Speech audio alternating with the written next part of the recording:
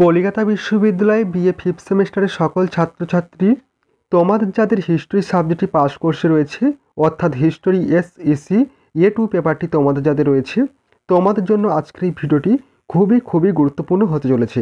কারণ আজকের এই ভিডিওটিতে তোমাদের জন্য বাছাই করা একেবারে শেষ মুহূর্তে লাস্ট মিনিট তোমাদের এই সাবজেক্টের ওপর থেকে ফাইনাল সাজেশান নিয়ে আলোচনা করব।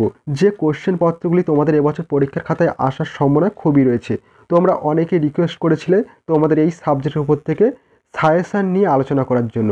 তাই তোমাদের সকলের রিকোয়েস্টে তোমাদের এই সাবজেক্টের উপর থেকে মোস্ট ইম্পর্টেন্ট কিছু গুরুত্বপূর্ণ প্রশ্ন নিয়ে আজকের এই ভিডিওটিতে আলোচনা করা হবে। তাই সম্পূর্ণ ভিডিওটি তোমরা দেখবে এবং অবশ্যই এই ভিডিওটি তোমাদের বন্ধুদের কাছে বেশি করে শেয়ার করে দিও। দেখো, কোশ্চেনে যাওয়ার আগে দেখো তোমাদের কোশ্চেন প্যাটার্নটি তোমরা দেখে নাও। তোমাদের 50 নম্বরের একটি মাত্র প্রশ্ন করতে হবে 50 নম্বর, এবং তোমাদের 15 নম্বরের কোশ্চেন দুটি অ্যান্সার করতে হবে 30 নম্বর।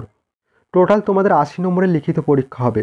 এরপর দেখে নাও বিভাগ কয়ে তোমাদের 50 নম্বরের একটি মাত্র প্রশ্ন আসবে। দেখো, এই প্রশ্নটি আসবে তোমার দেখা যে কোনো একটি মেলা, উৎসব বা অনুষ্ঠানের শিল্প মাধ্যম সম্পর্কে একটি প্রতিবেদন লেখো 1000 শব্দের মধ্যে। অর্থাৎ তোমার দেখা যে কোনো একটি মেলা বা উৎসব সম্পর্কে তোমার একটা প্রতিবেদন লিখতে হবে 1000 শব্দের মধ্যে 50 নম্বরের। এরপর দেখো বিভাগ ক্ষয়ে রয়েছে 15 নম্বরের বেশ কিছু প্রশ্ন। দেখো, প্রথম মোস্ট ইম্পর্ট্যান্ট কোশ্চেন রয়েছে 15 নম্বরে, মেলা কিভাবে সমাজের সংযোগ সাধনের মাধ্যম হিসেবে কাজ করে। ভেরি ইম্পর্ট্যান্ট একটি কোশ্চেন। দ্বিতীয় কোশ্চেন, একজন ভারতীয় ব্যক্তিত্ব সম্পর্কে আলোচনা করো যার ভারতে নারীর ক্ষমতায়নে অবদান অনস্বীকার্য।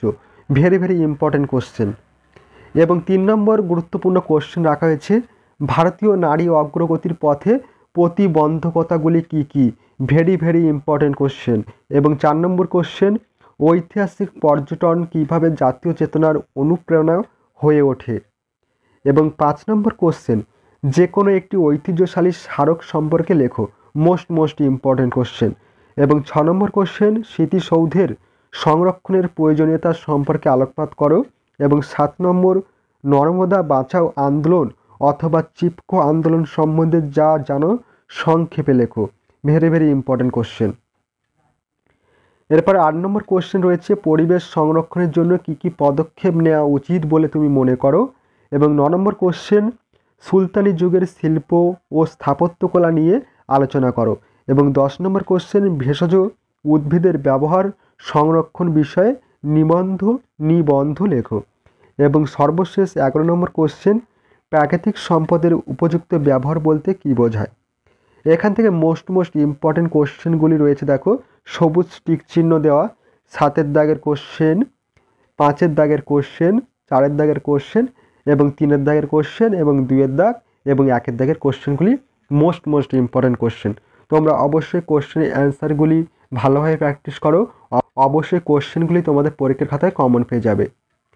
এবং অবশ্যই আমি চেষ্টা করব তোমাদের এই সমস্ত প্রশ্নপত্রের অ্যান্সারগুলি খুব শীঘ্রই এই চ্যানেলে আপলোড দেওয়ার। তাই বলবো, তোমরা যারা নতুন আছো অবশ্যই তোমরা এই চ্যানেলটি সাবস্ক্রাইব করে রেখো এবং অবশ্যই এই ভিডিওটি তোমাদের বন্ধুদের কাছে বেশি করে শেয়ার করে দিও।